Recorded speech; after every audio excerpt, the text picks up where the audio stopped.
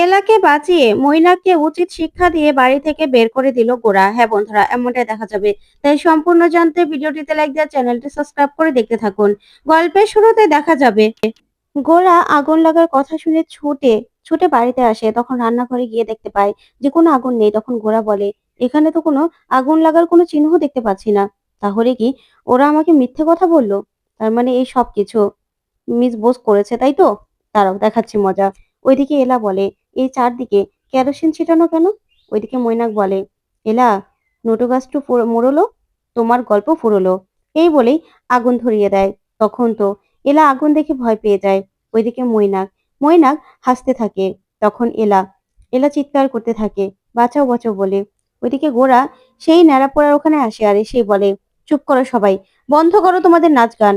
তখন তো গোরাকে দেখে গোরার মা খুশি হয়ে যায় আর বলে, গোরা তুই এসেছিস, তার মানে এলা যে আমাদের কথা দিয়েছিল সে কথা আমাদের রেখেছে, তাই না? তখনই গোরা বলে, কেন কেন করলো? ওরা করেছে এই সবকিছু। তখন কিরিশকে গিয়ে গোরা বলে, কেন করলি এটা, কেন করলি? তখন রিমু বলে, দেখ দাদা ভাই, বৌদি তো এসব করতে বলেছিল, তোকে ফোন করতে বলেছিল।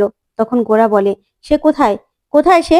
তাকে তো দেখতে পাচ্ছি না। তখন দাদু বলে, শোন, এলামা যা করেছে একদম ঠিক কাজ করেছে। তখন মীরা বলে, কেন জামাইবাবু, দিদির সঙ্গে তোমার দেখা হয়নি? দিদি তো তোমাকে আনতে গেল। তখন মৈনাক বলে, এলা কোথায়? এলাকে দেখছি না তো। তখনই এলা মিস্টার সেন বলে চিৎকার করে ওঠে। তখন সবাই এলার চিৎকার শুনে ছুটে যায়। ওইদিকে গোরা বলে, মিস বোস না? তখন দৌড়ে গিয়ে এলাকে জড়িয়ে ধরে। তারপরেই এই কাণ্ড দেখে কৌশিকী আর গুনগুন হাসতে থাকে যে এলাও আগুনে জ্বলে যাবে, কিন্তু না। ঠিক তখনই গোরা জল এনে সঙ্গে সঙ্গে আগুনটা নিভিয়ে ফেলে। তখন মৈনাক মনে মনে বলে, গোরা আগুনটা নিভিয়ে ফেললো, আর আগুনটা লাগলো না। এতক্ষণে তো এলা একদম জ্বলে পুড়ে ছাই হয়ে যাওয়ার কথা, কিন্তু ও কি করে বেঁচে গেল? তারপর দেখা যাবে এলাকে কোলে করে ভিতরে নিয়ে আসে গোরা। তখন এলা কিছুতেই গোরাকে ছাড়ছে না। তখন গোরা বলে, এ আগুন লাগার নাটক করে আপনি আমাকে আনতে গিয়ে এত বড় রিস্ক নিয়ে নিলেন? তখন এলা বলে, না মিস্টার সেন, আমি সত্যি সত্যি আমার নিজের গায়ে নিজে আগুন লাগাইনি। কেউ ইচ্ছে করে আমার গায়ে আগুন লাগিয়ে আমাকে পুড়ে মেরে ফেলতে চেয়েছিল। তখন মেঘনা বলে, কি বলছো তুমি? কে করবে এসব? তখন এলা বলে, হ্যাঁ, বিশ্বাস করো, কেউ কেউ ইচ্ছে করে আগুনটা লাগিয়েছে। তখন মৈনাক বলে, কে করবে, কে করবে এলা? এখানে কে আগুন লাগাবে? আসলে এটা না অশুভ, এই ন্যাড়া পোড়ার দিন এরকম কাণ্ড ঘটা। তখন কৌশিকী বলে, হ্যাঁ তাই তো, আরো 25 বছর আগে জয়া যেভাবে মারা গিয়েছিল, এখন আবার এলা। আমার মনে হচ্ছে পুজোটা করাই উচিত নয়, এই পুজো থেকে চলে যাওয়া দরকার। তখনই এলা বলে, না, পুজো হবে, পুজো হবে। কারণ 25 বছর আগে যে মামনি মারা গিয়েছিল সেটাও যেমন স্বাভাবিক ঘটনা ছিল না, আর এটাও স্বাভাবিক নয়। সেই দিনও কেউ ইচ্ছে করে মামনিকে আগুনের মধ্যে ঠেলে দিয়েছিল। কারণ মিস্টার সেন, আপনি যে বলেন না যে বাবা বাবা এর জন্য দায়ী, কিন্তু আপনি তো বলেছেন যে বাবার মা নাকি ঝগড়া করছিল। তাহলে বাবা তো রান্নাঘরের দিকে যায়নি, তাহলে বাবা কি করে মাকে মারবে বলুন তো? তখন দাদু বলে, হ্যাঁ তাই তো, কারণ বড় খোকা তো ভিতরেই যায়নি। তখন এলা বলে, সেদিনও কেউ আগে থেকে গ্যাস লাইনটা লিক করে রেখেছিল, আর আজকেও আমাকে মারার জন্য কেউ এই ফাঁদটা পেতে রেখেছিল। তখনই মীরা সে কেরোসিনের বোতলটা দেখায়। তখন তো ফেঁসে যায় মৈনাক। ওইদিকে এলা বলে, তাই কারা কারা এই সবকিছু পিছনে আছে আমি তো খুঁজে বের করবই। তখন গোরা বলে, না, আমি বিশ্বাস করি না এই সব কিছু মিস্টার সেনেরই কাজকর্ম। উনি উনি আমার মাকে মেরে ফেলেছে। তখন তখন দাদু বলে, কি বলছিস দাদু ভাই তুই? বড় খোকা কি করে বড় বৌমাকে মারবে? বড় খোকা তো বাইরে থেকে অফিসের কাজে বেরিয়ে চলে গিয়েছিল। কিরে বড় খোকা? তখনই দেখা যাবে দেবতী বলে, হ্যাঁ তাই তো, আমার অফিস থেকে ফোন এসেছিল, সেখানে আমার জরুরি কাজ ছিল, যাবো জয়াকে বলেছিলাম, কিন্তু জয়া সেই নিয়ে চিৎকার চেঁচামেচি করেছিল। তারপরে আমি বাইরে থেকে বলেই সেখান থেকে চলে যাই। তখনই মাঝ রাস্তায় যেতেই আমাকে কৌশিকী ফোন করে আর এই অ্যাক্সিডেন্টের কথা বলে। তখন তো কৌশিকী ভয় পেয়ে যায়। ওইদিকে ওইদিকে এলা বলে, আমি জানি এই সব কিছু 25 বছর আগেও কেউ ষড়যন্ত্র করেছে, আর এখনো কেউ আমাকে মারার জন্য ষড়যন্ত্র করেছিল। সে সব কিছু আমি তো খুঁজে বের করবই। ওইদিকে কৌশিকী ভয় পেয়ে যায়। তখনই সংযুক্তা বলে, আচ্ছা, কি শুরু করেছো বলো তো? হয়েছে তো। তখন কৌশিকী বলে, হ্যাঁ তাই তো, এবার এবার তো অন্তত পুজোটা শুরু হোক। আর মনে তো হচ্ছে না গোরার এলা করতে পারবে। তখনই এলা বলে, না, আজকে এই বাড়ির বড় ছেলে আর বড় বৌমাই করবে। তখন এই বলেই গোরাকে এগিয়ে নিয়ে যায় এলা। তারপরেই গোরার মায়ের ছবি নিয়ে আসে আর বলে, 25 বছর আগে মা যেইভাবে পুজোতে সবকিছু করতো, আজকেও মায়ের সামনে পুজো হবে। তখন ওর মায়ের পছন্দের গানও বাজিয়ে দেয়। তখনই গোরা বলে, মায়ের পছন্দের গান? এটা কি করে জানলেন আপনি? তখন এলা বলে, এই যে আপনি যাকে সবসময় অবহেলা করেন, নিজের কাছের মানুষকে চিনতে পারেন না, সে মামুনি। মামুনি সবটা জানে আপনার পছন্দ অপছন্দ, আপনি কি চান না চান। সেদিন আপনাকে যে গুন্ডারা মারতে গিয়েছিল, সে জায়গার খোঁজও মামুনি আমাকে দিয়েছিল। তারপরে এলা আর গোরা মিলেই পুজো শুরু করে দেয়। ওইদিকে মৈনাকরা তখনই সেখান থেকে চলে যায়। তারপরে দেখা যাবে গোরার বাবাকেও গোরার কাছে নিয়ে আসে এলা। তারপরে একসঙ্গেই সেই ন্যাড়াপোড়াতে আগুন দেয় গোরার বাবা আর এলা। যা দেখে গোরার মা খুব খুশি হয়ে যায়। ওইদিকে খুশি হয়ে যায় দাদু সহ সবাই। তখন মৈনাকরা সেখান থেকে চলে গেলে এলাও পিছন পিছন যায়। এদিকে দাদু বলে, বুঝেছিস বড় খোকা, এই বড় নাতবই সব কিছু পারবে। জানিস তো আমাদের নাতিকেও সোজা করতে পারবে আর সব কিছু ঠিক করতে পারবে, তুই দেখিস।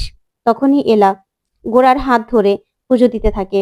তারপর দেখা যাবে মৈনাক গুনগুনকে বলে, না, আমাকে তাড়াতাড়ি করে ওটা আনতেই হবে। তখন এলা বলে, কি মৈনাক স্যার, এটা তো, এটা খুঁজছেন তাই না? তখন মৈনাক বলে, না, আমি এটা খুঁজবো কেন, এটা তো আমার না। তখন এলা বলে, হ্যাঁ, এটা আপনারই। আর এটা যদি আমি নাও পেতাম, তাও আমি জানি যে আপনি আমাকে পুড়িয়ে মারার চেষ্টা করেছিলেন, তাই তো? তখন গুনগুন বলে, আমার ব্রো কেন তোমাকে পুড়িয়ে মারবে? কি বলছো তুমি? আমার ব্রোকে সবসময় এরকম ভাবে কেন বলো? তখন এলা বলে, চুপ করো গুনগুন, তোমার ব্রো তোমাকে শিখায়নি যে বড়রা যখন কথা বলে ছোটরা তখন কথা বলতে হয় না?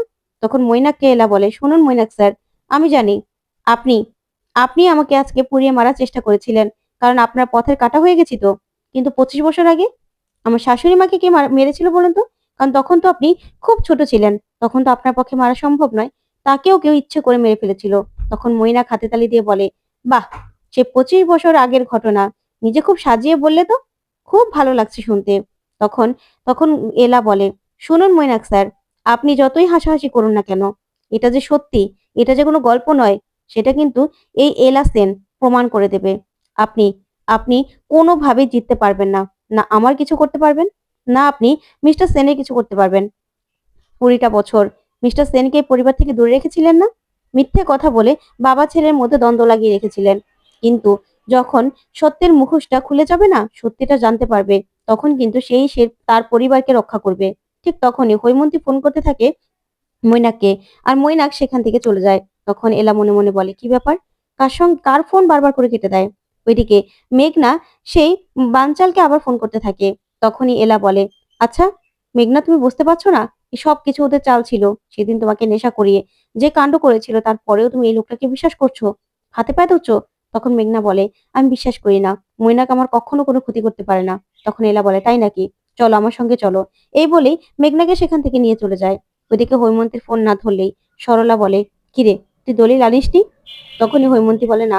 তখন সরলা বলে, তার মানে তোকে এই রৌদ্রের মধ্যে বাইরে দাঁড় করিয়ে রেখেছিল? কে কে এই কাজ করেছে বল না, সে তোকে ঘুরাচ্ছে বুঝতে পারছি, চল আমরা থানায় যাই। তখন হৈমন্তী বলে, আচ্ছা সরলা, আমাকে একটু সময় দে না, থানায় যাওয়ার আগে আর একটু আমাকে চেষ্টা করতে দে, তারপরে না হয় আমরা ঠিক থানায় যাব। তখন সরলা বলে, তুই বুঝতে পারছিস না, দেরি হয়ে যাচ্ছে। ওইদিকে দেখা যাবে মেঘনাকে এলা সেই আলিয়ার ঘরের বাইরে নিয়ে যায় আর বলে, দেখো দেখো।